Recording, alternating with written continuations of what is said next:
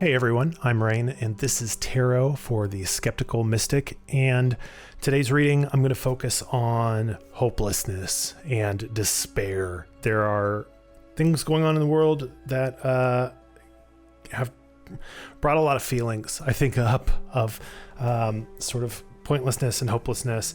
I know that these are feelings that I've struggled with off and on throughout my entire life. And if I feel like I'm feeling it, other people are probably feeling it. If I'm feeling pulled to talk about these things, probably people are feeling the pull to hear about them.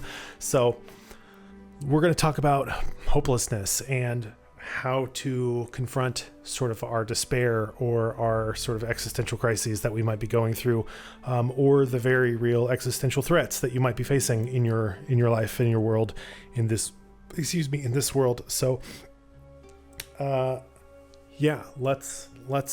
let's crack into it. Let's start to examine these feelings a little bit through the magic and wonder of magic and wonder. So we're going to pull 4 cards for this reading. We use the dice to kind of figure out which cards which decks we're going to pull from. And that is a 4. So we're starting off with she's going to yell at me again if I get the name wrong. So it's the Tiddlywinks deck. I'll put the name. I'm going to get it right one of these days, but now I'm like, I'm so anxious about getting it wrong that I want to like misname the deck. It's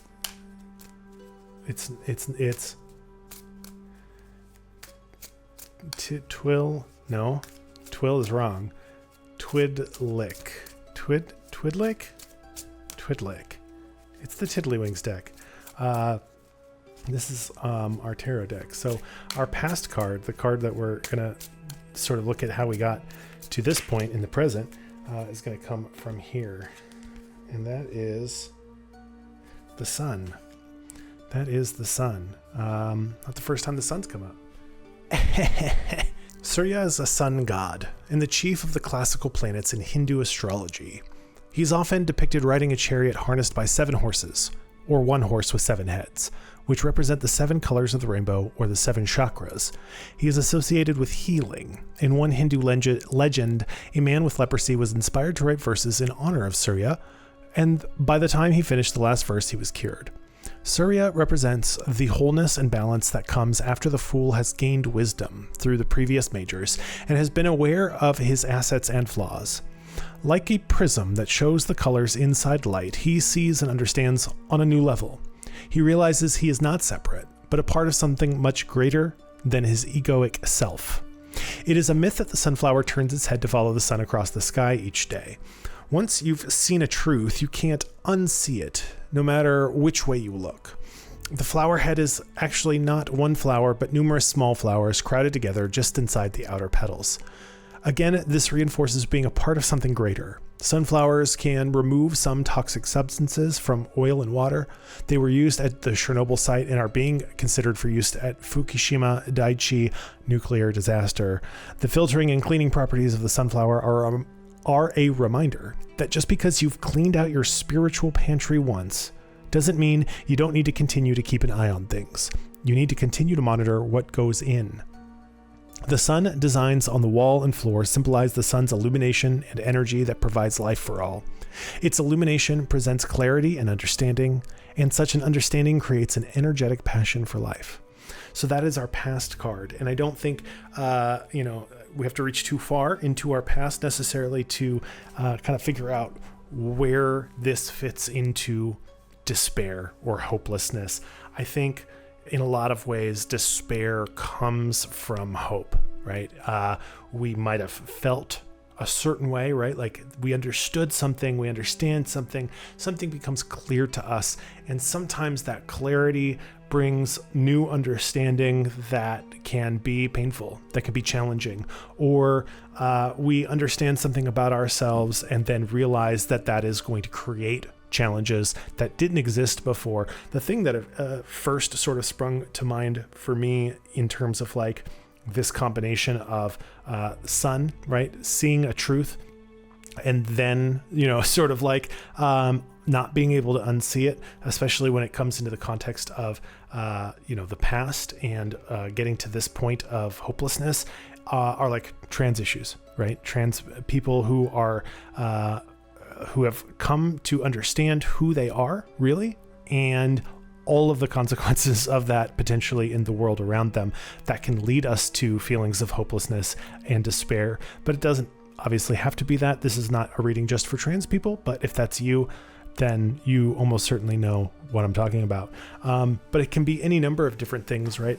Where we start to see that the world around us is not necessarily what we thought it was, or we ourselves are not necessarily who we thought we were. And that can be extremely liberating, but it can also come with pain, with growing pains, as we grow into a new self, as we grow into a new identity, as we grow into a new role in the world, and as those roles inevitably lead to certain kinds of change. And this is going to remove certain toxic elements from our life, but it's also change, and change is always going to come with ups and downs. So yeah, but the message is hopeful, right? Our past probably had a point where we had an understanding or a self-actualization that was hopeful, that was bright, that felt like it was going to be the dawn of something new, right? The sort of unlocking of something that had been previously locked, and that revelation, that truth that had been revealed, or that understanding of self or the world around us was going to lead to things being better. But here we are feeling hopeless, feeling despairing, feeling like, no, that's not actually what happened. That's not actually what worked out. What worked out is hopelessness and despair, and probably a return to a sense of hopelessness and despair. This might be your first time feeling these feelings, but probably not. For most people, right, there are times of hopelessness and despair, and there are times of hope and inspiration and lack thereof. And so in our past, we're looking at, yes, we had this feeling, this understanding, this revelation about ourselves or the world around us that has led us to this point, right? It is the contrast between our current sense of hopelessness is a previous sense of hope, of understanding, of kind of like everything clicking into place. So I'm going to have to move Mr. Jinxie off of where the cards go so I can roll the die and kick us off into our present card. So did you just sit on Daddy's lap? Why did you just sit on Daddy's lap? Yeah. Okay, here we go. Number dose is number dose. It is a rainbow brain skull. That is a number 2. Come up on the green die, and we'll switch to our sort of blue and red die here for the next 2. So this is going to be us looking at our present, right? At where we're at right now, and maybe try to gain some insight into, we had this previous moment of realization, of understanding, and now how did we get from that to where we're at right now? Or what can we do to better understand why we're feeling the way that we're feeling right now? You just want to be around the cosmic energy of tarot. Is that your deal? He won't tell. He won't tell. I decided that I'm going to start cutting around some of the dead stuff so that they're not all 45 minutes. So just remember to do that. Right? Just remember to cut to the good stuff. Okay. Number 57 is our card from Rainbow Brain Skull, and it is a tree whose branches say growing. And down underneath the tree, in leaves that have fallen, is falling apart. So growing and falling apart. So let's look at number 57. There is no new without shedding of the old. What can you weed from your garden to allow something new to grow? So that is our present card. It's exactly what I was talking about, right? With change comes letting go. And we've seen this theme kind of come up through the abandon card a lot in readings that I've done on this channel, where if you're doing something different, if your world is changing, if you're changing, then that means that something has to be changed. Something that was once a certain way now has to be a different way. Something that was familiar and maybe stable now has to develop into something that is less familiar, that is less stable. And so here in that present moment where we're feeling hopelessness, where we're feeling despair, we're probably feeling a little bit of that grief, right? We're probably feeling like some part of us that is really important has to go away. Or has gone away, or has changed in such a way that is causing us grief, that is causing us feelings of despair or hopelessness. It might be that something that you cut out of your life because you had to was not something you really wanted to, right? Or maybe, you had an idea of what your change, your growth, your transformation was going to mean. And now that hasn't really aligned with the growth that you're actually experiencing, the change that you're actually experiencing. I think a lot of times when we're feeling hopelessness, when we're feeling despair, there's a despair, between what we sort of wanted or hoped for or expected and what actually came. And so in this context of understanding some sort of growth, some sort of change, some sort of new clarity or understanding about ourselves or the world around us, we thought it was going to do one thing and it turned out that it's something else altogether, right? To grow new leaves, we have to shed old leaves. To grow, we have to fall apart in some ways. To sort of like have hope anew, we have to shed some of our old hopes.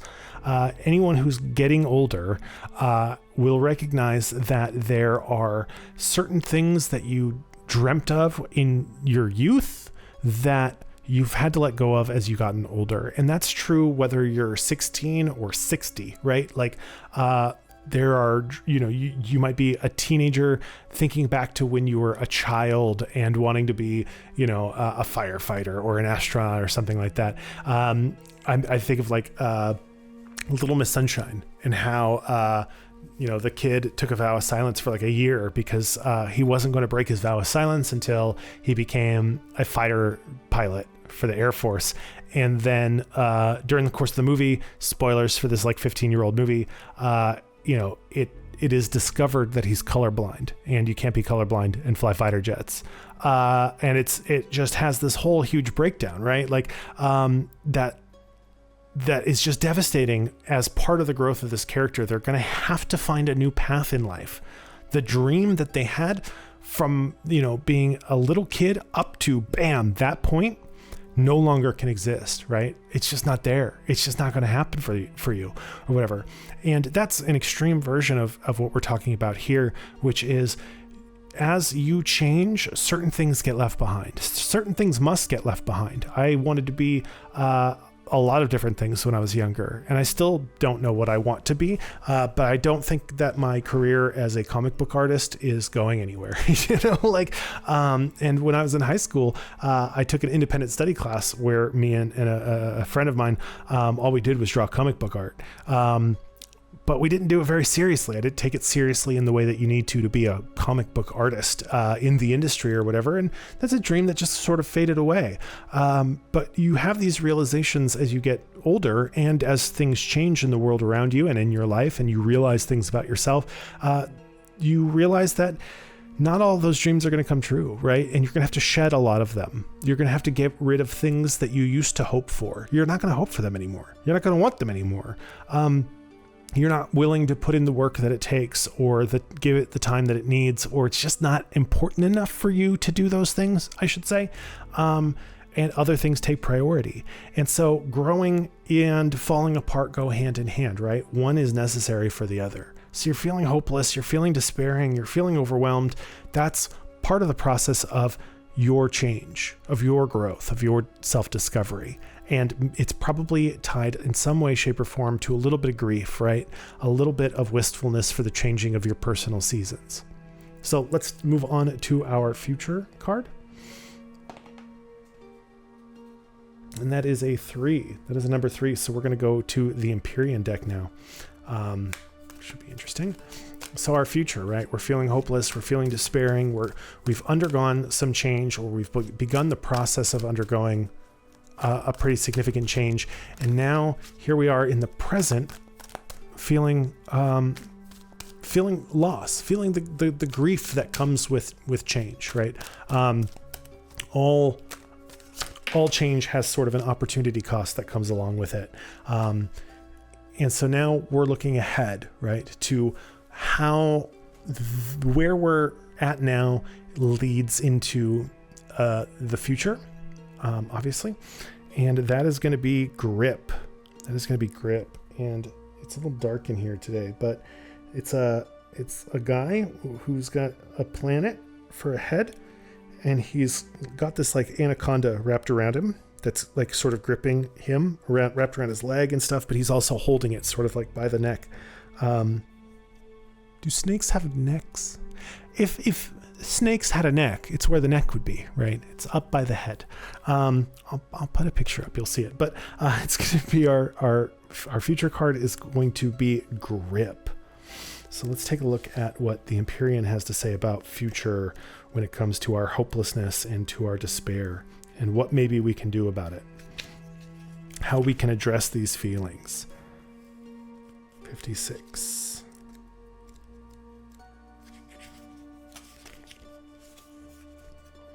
Oh man, it's dark and it's like white text on black. So now my old man shows and I have to take my glasses off to read a little better. Grip is the 911 call. It's immediate, it's urgent. Before we can work on trust, before we can truly shift our mindset, we must stop. Anyone who is familiar with addiction and sobriety will tell you that the first step is to stop using. It is only then that the thinking, that which keeps someone sober, can be truly addressed. But the first step is the stop. It's time to open the clenched fist, to no longer put reality into a box and let it bloom on its own. When we are always working to be the composer of life around us, we may not be able to hear the music. We want to play along with it, to ebb and flow with it, to witness its unfolding without attempting to make it what we want. There will always be things we can control and things we can't. We can control how much gas we put in our car, but we can't control the price. The medicine within this card is a deep breath. It is inviting you to clear your head. It's letting you know that you can stop whatever it is that's creating suffering for you right now and just be present for a moment. Well, that's fucking heavy. So our future is grip. Like it said, this is the clarion call, right? This is the 911. This is the warning to like that this hopelessness, that this despair, that this wistfulness, that this longing has to end. That this desire that's causing you harm has to end. And this could be, obviously you're going to have to put this into your own personal sort of like situation. But if you've had this realization, you've had this awakening, you've had this understanding of the world, right? Or of yourself that is changing and is transformative. And now you're starting to feel the challenges of that, the growing pains, of that, the changing of the season, and you're kind of getting sucked into these feelings of despair and hopelessness. Our future is saying, you gotta let it go. You just gotta let it go. You gotta loosen your grip on what you thought, what you hoped, what you dreamed, what you expected, and you need to go in a different direction. But if you're feeling hopeless, if you're feeling despair, what grip is saying is it's not going to help you. Moving on into the future, you've got to move in a different direction. You've got to find new emotions. You've got to find your silver linings. You've got to find the good with the bad. You've got to find a reason to be hopeful for the future rather than despairing about futures that don't exist. And I think a lot of us get caught in these cycles of what could have been or what should be, rather than looking at what is right now. And what is right now is what's most important to you as you're moving into the future.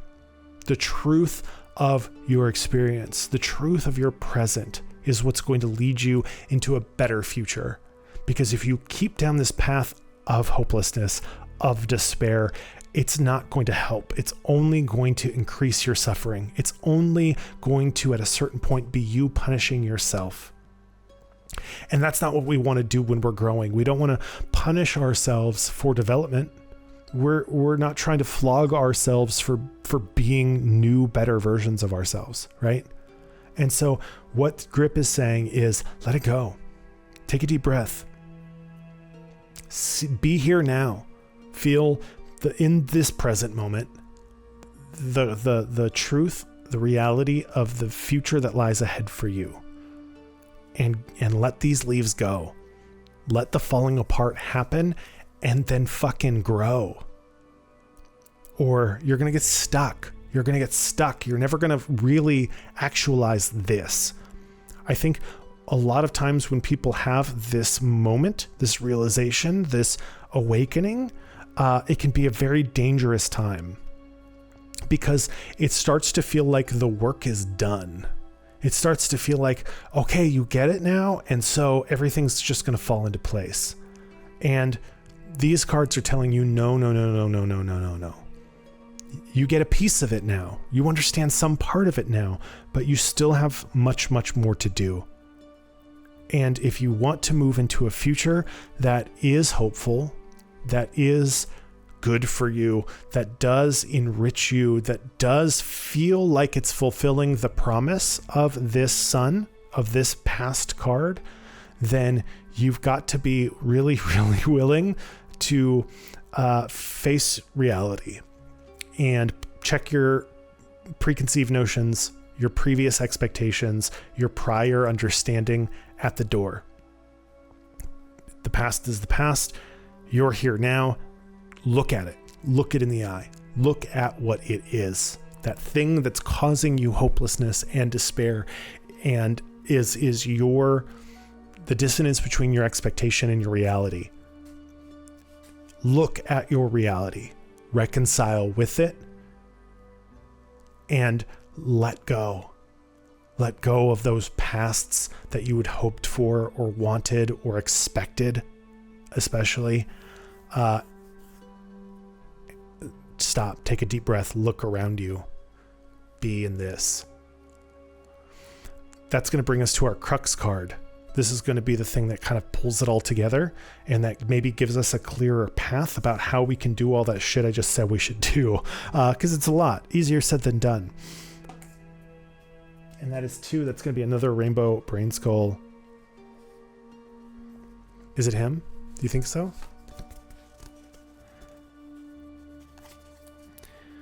It might be. This is Not Enough, the Everyone's Story. Number 35. Our crux card is Not Enough. There's a little Jinxie tracked a piece of cat litter onto the thing. Number 35. Of course you think that you need more. When has anything ever been enough? You're not missing anything. You're just evolutionary wired to focus on lack. Luckily, so is everyone else. So have a laugh about it. I think that this card is trying to tell us that we are in our search for a future that can't be, right? We're feeling lack. That's, we are falling apart, right? Some pieces of us are falling away. We have lost something.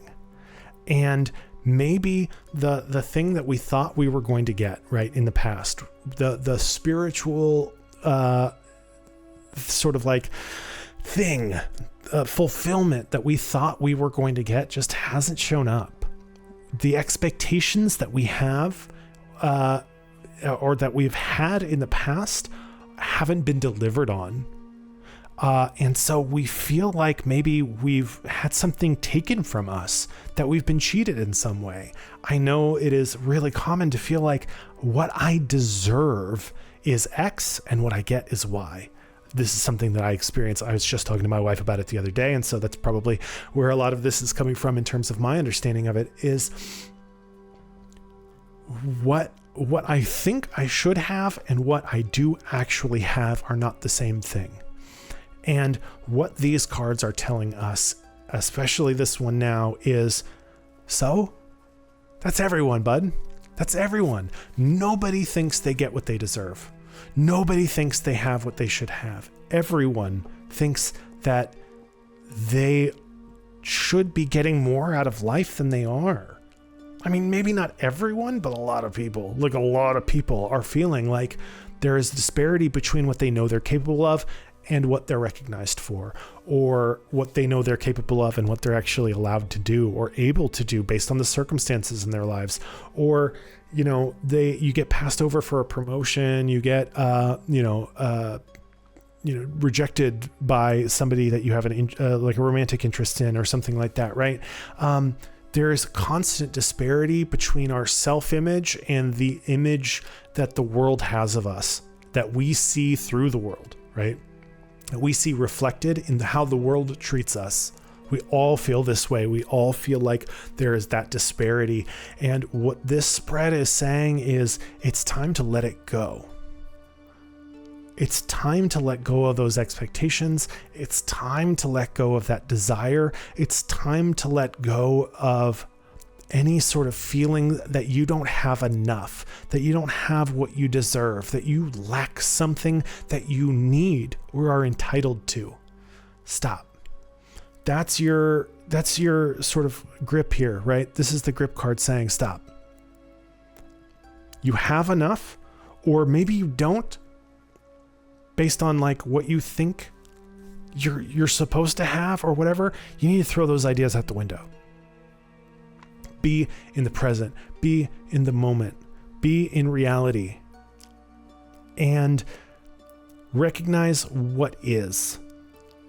See the good and the bad and the truth of the reality in front of you, and rebuild your understanding and expectations from here, not from a sunny past, not from this hopeful, ambitious, optimistic self that hasn't gone through all of this growth and change and development and pain. You got to take all of that stuff, because that's what's causing it. What's causing you to feel all of this hopelessness and despair and pain is hope for something that can't be. Hope for something to fill a lack that is unfillable.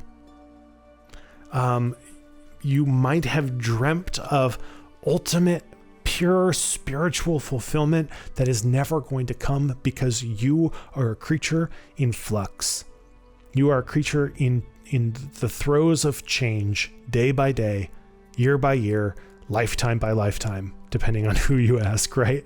And so you have to be willing to revisit your expectations, your desires, your sense of self, and your sense of entitlement, and learn to let all that shit go. All that shit go. Because everyone's dealing with it. Everyone thinks that they deserve better. Everyone thinks they should have more. Everybody wants more than they do have. Even the people with the most money, the wealthiest people that walk on this planet, are fucking miserable. They hate themselves. They hate the world around them. We have the richest person who's ever lived who is desperate for your attention, your engagement, your validation. They have all of the money, all of the options, all of the resources, and they're sad. And they want more. They want more. They don't feel like they have enough. That's everyone in some way, shape, or form. Some people expect that having everything will give them everything. Having all of the money, all the resources, all the attention will give them validation, will make them feel whole and complete. Guess what? Nope. There are people who think that having all of the power, all of the influence, all of the leverage will make them feel whole and complete. And guess what? Nope. There are people who think that being attractive and, sort of like sexually desired, right, will make them feel whole and complete and validated. Nope.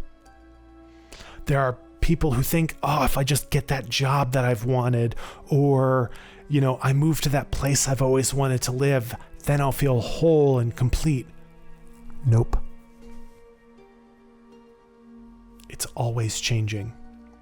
There's always a new bar. There's always a new hope, a new expectation, and there are always going to be conflicts as a result of that. And those things are going to make you feel like, what's the point? Why did I bother? I don't feel full. I don't feel fulfilled. I don't feel whole. I don't feel the way I thought I was going to feel. That's the way it goes. That's how it is. That's how it is for all of us. Because we're constantly changing. We're constantly shifting the bar. You got that job. You're so excited. You start there. It's great. It's everything you hoped it would be. And within a year, you're like, man, this job fucking sucks. Fucking Tammy over in accounting is always up my ass. And my boss is a complete dipshit. Doesn't know anything that's going on. Like, who even hired them? On and on and on and on. Right? You become comfortable in that environment. And all of those hopes and dreams and have been replaced by, this is your everyday. I mean, you start to see the flaws and the cracks and the imperfections and all of this sort of stuff. And so we need to just wipe the slate of all of that stuff. It's not going away. The disparity between your hopes and expectations and reality is not going away. It's constantly changing. It's constantly growing with you, and you got to keep it in check. You need to take a step back and recognize it for what it is so that you can reset. And after a while, you'll slip back into this. You'll feel hopeful again. You'll understand something again. You'll achieve something again. You graduate from college, or you get married, or you move on in that milestone in your life, right? That was important to you. You achieve that goal. You take that step that offers so many possibilities. And over time, all of those possibilities get whittled down and whittled down and whittled down into the one reality you're actually living in. And when it doesn't match up with what you expected, you're going to have these feelings, these murky feelings of pain and wistfulness and loss and regret. Stop. Get a grip. Get a grip. You're falling into the same cycle that everybody does. Stop. Reset. Be back in the moment. Take your regrets, take your hopes, ambitions, whatever it was that led you to this, and put it aside forever and move on into the future. That's how you're going to deal with these feelings, man. That's how you're going to deal with these feelings. You get down to what they're actually about. You get down to what you're actually feeling and why you're actually feeling it. And you tear it apart. And once you've dissected it and you understand it, off to the next thing. Boom. What are you going to do tomorrow? What are you going to do the next day that is going to bring your expectations in line with reality, or is going to take your expectations and throw them out the window completely and say, I'm taking the day as it comes. I'm taking my experience of life as it comes. And if I don't have those expectations, if I don't have those hopes and dreams, like, you know, this is maybe a little nihilistic or whatever, but if you don't have hopes and dreams, then they can't be shattered, right? And that's not what I'm saying. But when you have hopes and dreams, recognize that some of them are going to be shattered. Some of them are not going to come to pass. You're not going to live all the lives you could have lived. At least not this go around, near as anyone could tell, right? So be in the moment, be now, be here, be now, reassess what you actually have, what you actually are lacking, what you actually want, and where you're actually growing toward, not what you're losing in the growing, because it's gone, and that's just the way that it is. So, thanks for watching. Hopefully this gives you a little bit of insight. I know it seems a little bit bleak, but honestly, I think ironically, it's a little hopeful. If we can get to this point where we recognize this in ourselves and are able to make these changes and reassessments and bring ourselves away from past hopes and expectations into present realities, I think it gives us a lot of opportunity to really grow in new directions that we couldn't see from this, right? If you're expecting certain doors to open, you might not notice other ones that are opening for you. So when you're able to say, like, those doors are closed, dude, I passed them like, 3 stories back. It's a weird metaphor, but you're going to start to see new things, new possibilities that you did not see in the past, that you did not see before, that are going to open up for you. So try to keep your chin up, try to keep moving forward, and bring yourself back in the moment. Get a grip, take a reality check, and start to move forward in a way that's free of those expectations, that's free of those doubts, that's free of those regrets, and is here, is present, is moving forward, not regretting what's behind us. This has been Tarot for the Skeptical Mystic. I'm Rain. Thank you guys for hanging out. Like, comment, subscribe, etc., etc. Drop a comment down below if anything with this resonated with you, or if you had a different reading of these cards. I'm fascinated to hear what you guys have to say. But until next time, bye.